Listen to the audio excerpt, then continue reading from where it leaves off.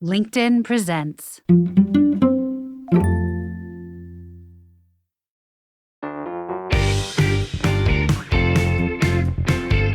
Happy Wednesday, friends. I'm Michael Kovnat, and this is the Next Big Idea Daily. Quick masterclasses from the best new books written and read by the authors themselves. Don't forget to hit follow in your podcast player and sign up for our free newsletter using the link in the episode notes. So that gray matter in your skull does a pretty remarkable job getting you through the day, all things considered. But it's a far from perfect organ, subject to distraction, fatigue, and just plain fogginess. While you can't swap your brain out for a newer model like you could with your smartphone, you can give it a real upgrade using these simple tools developed by an MIT and Harvard-trained researcher. Elizabeth Ricker has given talks on cognitive enhancement and neurohacking across the U.S. and overseas. She's an expert who's sought after by Silicon Valley venture capital firms, technology startups, and more. She's going to share the key insights from her book, Smarter Tomorrow: How 15 Minutes of Neurohacking a Day Can Help You Work Better, Think Faster, and Get More Done, right after this short break.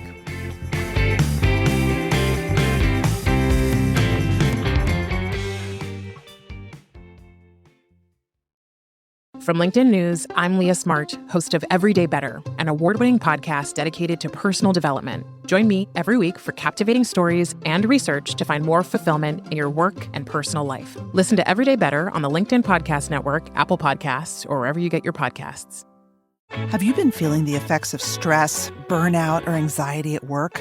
Listen to the Anxious Achiever podcast to rethink the relationship between your career and your mental health. Get The Anxious Achiever wherever you find your podcasts, and walk away with practical advice you can implement today. I'm Elizabeth Ricker, and I'm the author of Smarter Tomorrow: How 15 Minutes of Neurohacking a Day Can Help You Work Better, Think Faster, and Get More Done. A decade ago, I stumbled upon a question: how can a person upgrade their brain? This question had both personal and professional meaning for me. I was a late reader, one of the slowest in my class, and not a big fan of school generally. By sheer chance, I got assigned to a particularly gifted reading tutor. Within short order, she had me not just reading, but loving learning. Reflecting later on how much my brain must have changed during that time, working with the tutor, I ended up marveling at the power of the brain. In high school, I started working in my first neuroscience lab, and I ended up studying the brain at MIT for college and then at Harvard for graduate school. As I grew older, I wondered whether the improvement I'd gotten from that amazing tutor could be generalized, beyond tutors and beyond reading. I wanted to know, if you don't want to wait, or you can't wait, for a miracle worker like my reading tutor had been, how might you upgrade your own brain? About 10 years ago, I started pursuing this question in earnest. As I continued to work in labs and research-based startups, I began combing through hundreds of research papers and conducting dozens of interviews with scientists around the world, always in pursuit of that question that had dogged me for so long. In addition, I personally tested out countless apps, devices, wearables, and compounds on myself. I wanted solutions that anyone could use at home in just 15 minutes a day. My book, Smarter Tomorrow, is my best answer to that question that I asked so long ago. Here are 5 key insights from the book. I hope they inspire you to become a neurohacker too. Now is the time to become a neurohacker. First, what is neurohacking? The neuro part refers to our brains. The hacking part refers to finding creative, unconventional ways to improve something. A neurohack can be something simple, like drinking tea instead of coffee because you've discovered that it improves your attention better. Now keep in mind, this is about whether it works for you.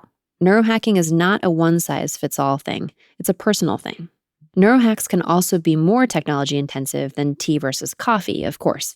For instance, one of the tools I use is called neurofeedback. It involves a special headset that reads your brainwaves and plays different sounds depending on whether you're paying attention.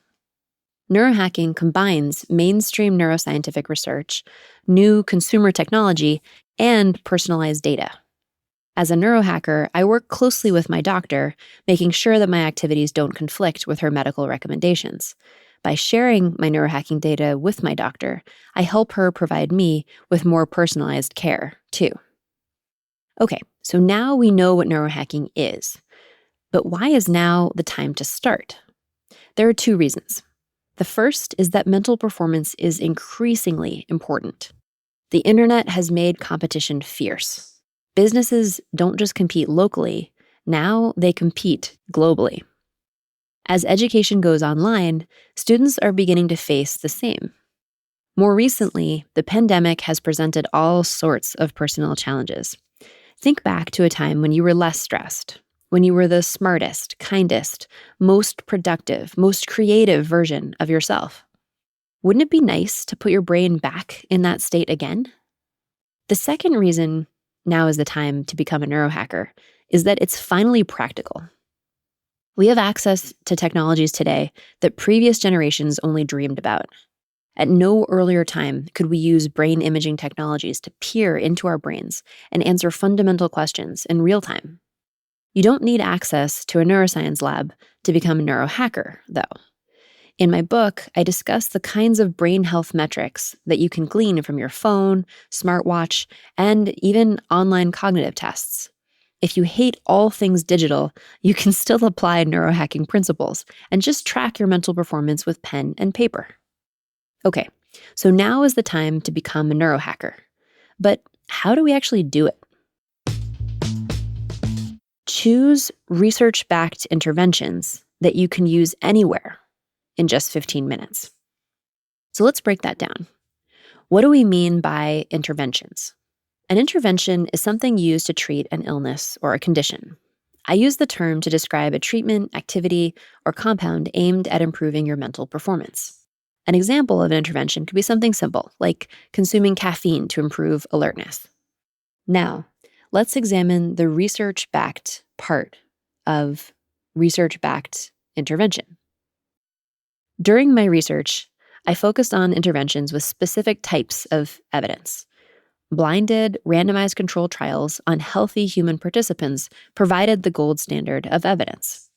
If an intervention cleared that bar, it was on its way to being called research-backed.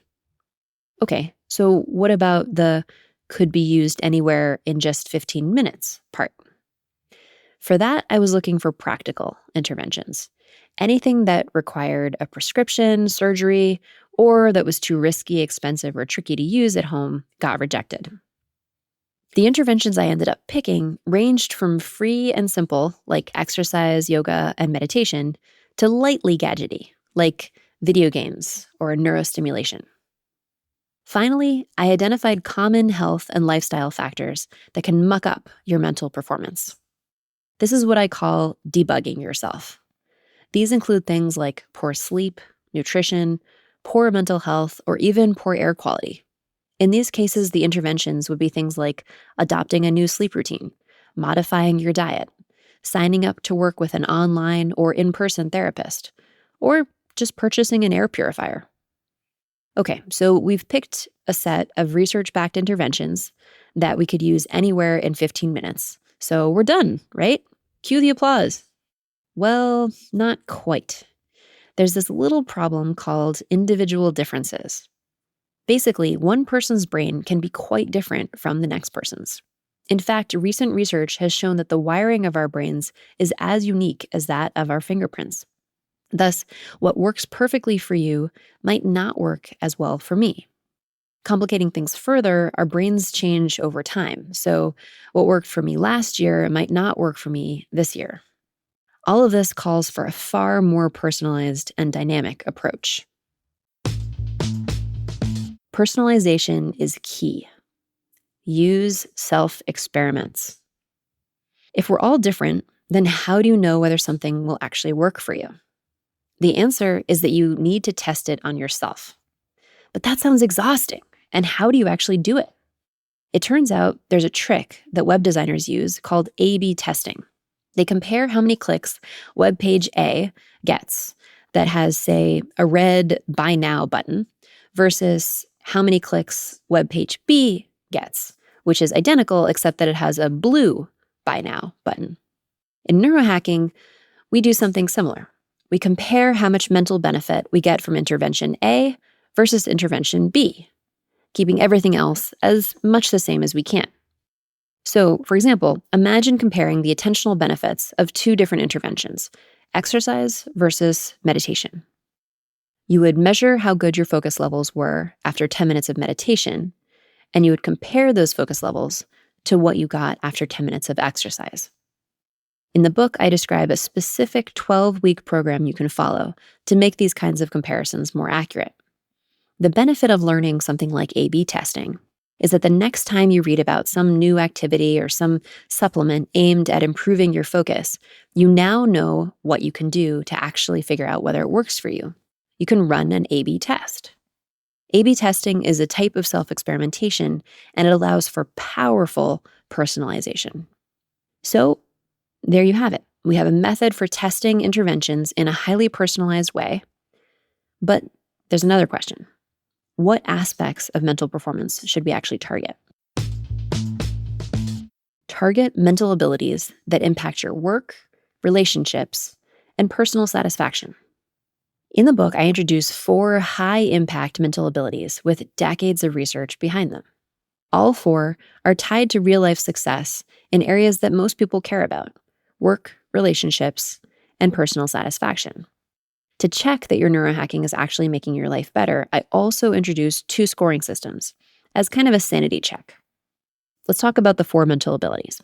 The first one is something that's hard to ignore once you've seen it. IBM conducted a poll of over 1,500 executives. Those executives identified this mental ability as being even more important to leadership than hard work. What was the ability? If you guessed creativity, you were right. A second mental ability I found predicted school performance and income better than either IQ or socioeconomic status. It's called executive function.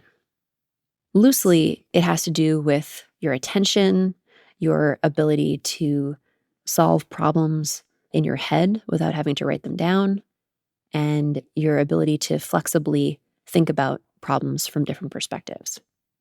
A third ability I identified turned out to be highly tied to satisfaction and relationships of all types. Researchers call it emotional self-regulation. The fourth ability is something that's undeniably important in school, but it's also what builds personal meaning throughout life. It sounds like 2 things, but researchers sometimes combine them. It is learning and memory. Okay, so we've now got 4 mental abilities to target for our neurohacking. But what if you improve on those mental abilities and you don't actually improve in your life overall?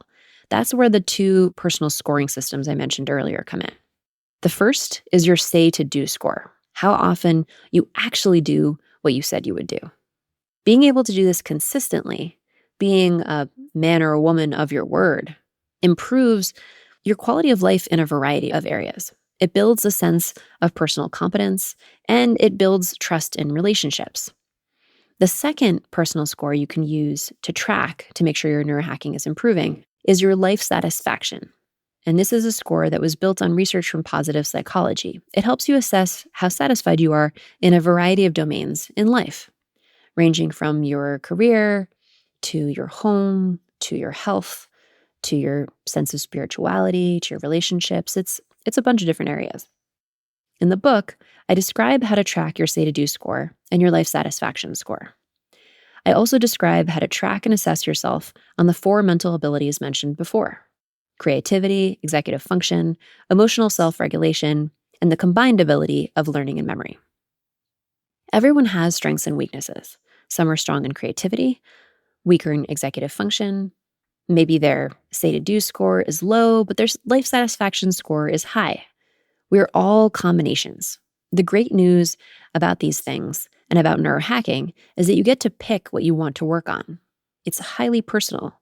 And the really good news is that each of these mental abilities that I've mentioned are highly amenable to neurohacking.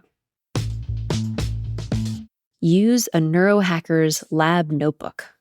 Bonus: find a buddy or start a chain. As you begin your neurohacking journey, there are many things to think about. What mental abilities should you target for upgrade? What interventions should you try? How long should you run each of your self-experiments for? My book introduces a sample 12-week program to follow and encourages you to organize everything into a lab notebook. There's another way you can increase your odds of success, though. That's through a buddy system. We humans are very social creatures. While New Year's resolutions are infamous for their failure rates, the people who write out their goals and have check-in partners to hold them accountable actually often end up beating the odds. So do yourself a favor. Keep a lab notebook and find a buddy to join you on your neurohacking adventures. To help grow the movement of neurohackers, you could also start a chain. Rather than a single buddy, where you report to person A and they report back to you, you could instead create a chain. Here, you would report to person A, they report to person B reports to person C, and so on. I hope you enjoyed these 5 insights. If you're looking for a friendly guidebook to jumpstart your neurohacking journey, one full of stories and science, as well as quizzes and self-experiments to try at home, I hope you'll check out my book. Thank you, Elizabeth. Okay, that's our show for the day, everyone. If you got something out of it, please leave a rating or review in your podcast player so others can find it too. And go to nextbigideaclub.com to find out about our hardback subscription club.